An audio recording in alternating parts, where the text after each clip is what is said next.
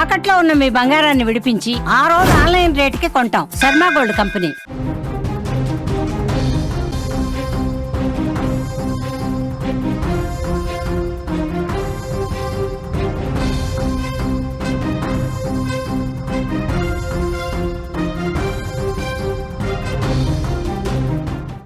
మరో breaking news చూస్తున్నాం. నిర్మల్ జిల్లాలో షాకింగ్ ఘటన చోటు చేసుకుంది. 13 ఏళ్ల బాలుణ్ణి పబ్జీ గేమ్ బలి తీసుకుంది. పబ్జీకి బానిసవ్వడంతో తండ్రి మందలించాడు. ఉరివేసుకుని ఆత్మహత్య చేసుకున్నాడు ఆ బాలుడు. కేసు నమోదు చేసి దర్యాప్తు చేస్తున్నారు పోలీసులు. పబ్జీ యువతలో, ముఖ్యంగా విద్యార్థుల్లో రోజు రోజుకి పెరుగుతున్న ఈ గేమ్ పిచ్చి ఎన్నో కుటుంబాలను విషాదంలోకి నెడుతుందని చెప్పుకోక తప్పదు. ఆడుతూ పాడుతూ ఉండాల్సిన ఓ యువకుడు పబ్జీ గేమ్ మాయలో పడి ప్రాణాలు తీసుకున్న ఘటన నిర్మల్ జిల్లాలో తీవ్ర విషాదాన్ని నింపింది. ఈ దుర్ఘటన నిర్మల్ జిల్లా భైంసాలో జరిగింది. హైదరాబాద్కు చెందిన భేతి సంతోష్ అనే వ్యక్తి భైంసాలో చిరు వ్యాపారం చేసుకుంటూ జీవిస్తూ ఉన్నాడు. ఆయనకు 13 ఏళ్ల రిషేంద్ర అనే కుమారుడున్నాడు. రిషేంద్ర 9వ తరగతి చదువుతున్నాడు. అయితే అతడికి పబ్జీ గేమ్ అంటే పిచ్చి. గంటల కొద్దీ ఫోన్లో పబ్జీ ఆడడం రిషేంద్రకు ఒక అలవాటుగా మారిపోయిందని చెప్పుకోవచ్చు. కొడుకు పబ్జీకి బానిసవ్వడం చూసి తండ్రి సంతోష్ తీవ్రంగా కలత చెందాడు. చదువుపై శ్రద్ధ పెట్టమని, గేమ్స్ తగ్గించమని పలుమార్లు మందలించాడు కూడా. ఈ విషయంలో తండ్రి కొడుకు మధ్య తరచూ వాదనలు జరిగేవట.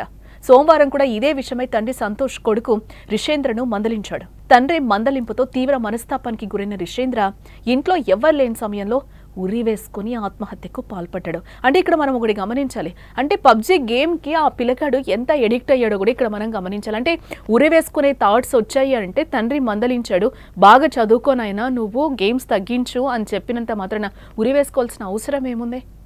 అంటే పబ్జీ గేమ్కి పిల్లలు ఇంత అలవాటు పడ్డారు. అంటే పేరెంట్స్ కూడా ఇక్కడ మనం 9వ తరగతికి వచ్చాడు, ఆ పిల్లగాడికి ఒక 13 ఏళ్ళు ఉన్నాయి, అయినా కూడా మనం పేరెంట్స్ గమనించాలి. ఫోన్ ఇవ్వచ్చు, ఇచ్చిన తర్వాత తను ఫోన్లో ఏం చేస్తున్నాడు, ఏం ఆడుతున్నాడు అని ఫస్ట్ నుంచి మనం కంట్రోల్లో పెడితే ఈరోజు వాళ్ళ ఆత్మహత్యకి పాల్పడేంత అవకాశం రాదేమో. ఒకసారి పేరెంట్స్ కూడా ఆలోచించాలి. అంటే ఫుల్గా దాంట్లో మునిగిపోయి తేలలేని సిచ్యువేషన్లో ఉన్నప్పుడు ఇంతే చేస్తారేమో. ఒకసారి పేరెంట్స్ కూడా ఆలోచించాలి. ఫోన్లు ఇచ్చేసి వదిలేయకుండా వాళ్ళ ఇష్టానికి మనం కూడా గమనిస్తూ ఉండాలి పిల్లల్ని. ప్రాణాలు తీసుకునే రిషేంద్రన్ చూసి కుటుంబ సభ్యులు ఈరోజు శోకసంద్రంలో మునిగిపోయిన పరిస్థితి కనిపిస్తుంది. నాట్ ఓన్లీ ఈరోజు ఈ అబ్బాయి, చాలామంది ఇట్లాంటి యువత ఇంకా గేమ్స్, ఆన్లైన్ గేమ్స్కి అలాగే ఆన్లైన్ బెట్టింగ్లకి పాల్పడుతూ కూడా ఈరోజు ప్రాణాలు తీసుకుంటున్న పరిస్థితి కనిపిస్తుంది.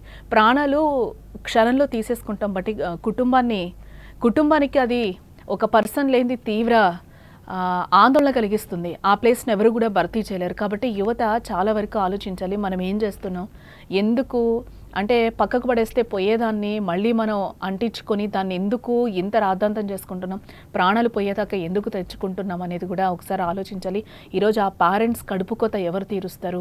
చనిపోయిన వాళ్ళు బాగానే ఉంటారు, కానీ ఆ లోటు ఇంట్లో ఎప్పటికీ కనిపిస్తుంది కదా. యువత కొంచెం ఆలోచించాలి, చదువు మీద కొంచెం కాన్సన్ట్రేషన్ చేయాలి. అంటే ఒకప్పుడు అంటే చెప్పచ్చో లేదో తెలియదు, అంటే మా చిన్నప్పుడైతే మేము పిల్లలతో ఆడుకునేది, గ్రౌండ్లోకి వెళ్ళి లేకపోతే పీటీ టైంలో ఆడుకుని తర్వాత వీధిలో ఉండే పిల్లలతో ఆడుకునేవాళ్ళం. ఒక గంట చదువుకున్న, ఒక గంట ఆడుకునేవాళ్ళం. కానీ ఈ రోజులు ఇరుగు పొరుగు వాళ్ళతో ఆడడమే మానేశారు పూర్తిగా. అంటే only mobile, YouTube, games, online bettings, ఇవి తప్పితే ఈరోజు పిల్లల్లో ఇంకోటి ఏం కనిపించట్లేదు. గ్రౌండ్స్కి పంపిస్తున్నారా పిల్లల్ని ఆడుకోవడానికి?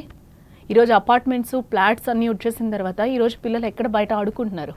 తిరిగి వాళ్ళని రూముల్లో వేసేసి బంధించేసి వాళ్ళకి ఫోన్లు ఇచ్చేసి పుస్తకాలు పడేసేసి ఇది కరెక్టేనా? పేరెంట్స్ కూడా ఏం చేస్తున్నారు అనేది కూడా మనం కూడా ఆలోచించాలి. అంటే వాళ్ళని మందలించాలి, కానీ ఆ మందలింపులో కూడా వాళ్ళని ఎలా మనం ట్రైన్ చేయాలి, ఏ విధంగా నచ్చజెప్పాలి పిల్లలకి అనేది కూడా ఒకసారి పేరెంట్స్ ఆలోచించాలేమో. ఒకసారి ఆలోచించండి.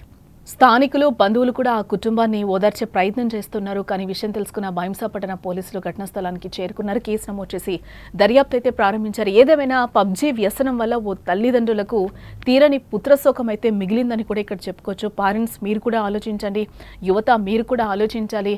ఎందుకంటే మనం కని పెంచి పెద్దవాళ్ళకి ఏమి ఇస్తున్నాం రిటర్న్గా? మనం తెలిసి తెలియని వయసు 13 ఏళ్ళు అంటే 13 ఏళ్ల బాలుడికి ఈరోజు ఏం తెలుస్తుందంటే అది ఆత్మహత్య చేసుకునే ఏజా?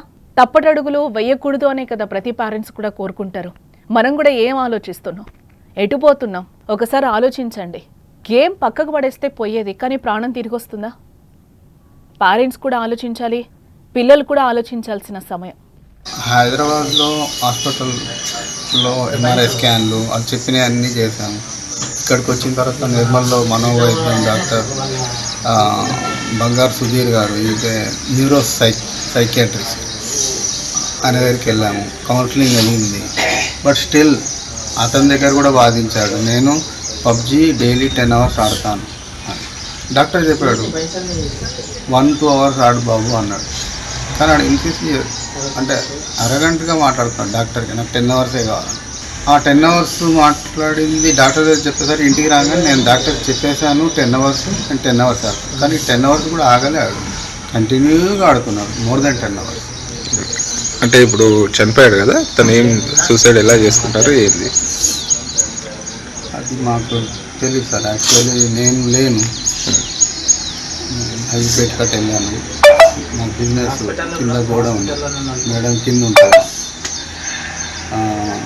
ఆడు రూమ్లో ఉంటాడు, అక్కడనే హ్యాంగ్ చేసుకున్నాడు. హైదరాబాద్ ఎంత తల్లి కానీ తండ్రి కానీ ఎంత బాధపడుతున్నారో చూసారా. డాక్టర్ గారికి తీసుకెళ్తే కూడా తను పూర్తిగా పబ్జి గేమ్కి ఎడిక్ట్ అయిపోయాడు ఆ 13 ఏళ్ల బాలుడు. బట్ ఆయన అన్ని గంటలు కాదు, ఒక 3 గంటలో 2 గంటలు ఆడునా అని కూడా చెప్పారు. కానీ ఆ పిల్లగాడు వినలేదు. అంటే ఆ గేమ్కి ఎంత అడిక్ట్ అయిపోయి ఇక్కడ మనకి క్లియర్గా కనిపిస్తుంది. అంటే డాక్టర్ దగ్గరికి తీసుకెళ్లే పరిస్థితి వచ్చింది అనేసానంటే టోటల్గా తను ఈ ప్రపంచాన్ని మర్చిపోయాడు. ఇక్కడ మనకి క్లియర్గా అర్థమవుతుంది ఆ తండ్రి బాధ, ఆ తల్లి బాధ వర్ణనాతీతం అని చెప్పుకోవచ్చు. కానీ 13 ఏళ్ల వయసులో మనకి ఏం తెలీదు. వాళ్ళు చెప్పిన అడుగుజాడల్లో చివరి వరకు కూడా తల్లిదండ్రుల మాటలు మనకి చేదోడు వాదోడుగానే ఉంటాయి. వాళ్ళ మాటల్ని మనం వినాలి, పెడచెవిన అస్సలు పెట్టకూడదు. క్షణికావేశంలో తీసుకునే నిర్ణయాలు ఎప్పటికీ కూడా కరెక్ట్ కాదు. పేరెంట్స్కి మనం మిగిల్చేది దుఃఖాన్ని మాత్రమే. ఇది ఒకసారి మనం అందరం ఆలోచించాలి. మనకి కావాల్సినవి మాత్రమే, మనకి ఎంత కావాలో అంతే తీసుకోవాలి, అంతకు మించి తీసుకోకూడదు అని అనేది కూడా మళ్ళీ ఈ 13 ఏళ్ల బాలుడితో ఇంకొకసారి ఈ పబ్జి గేమ్తో రుజువైందని చెప్పుకోవచ్చు. వాటికన్నిటికీ కూడా దూరంగా ఉండండి, పేరెంట్స్తో ఉండండి, పిల్లలతో ఆడుకోండి. ఇవే మనకి సంతోషాన్ని ఇస్తాయి.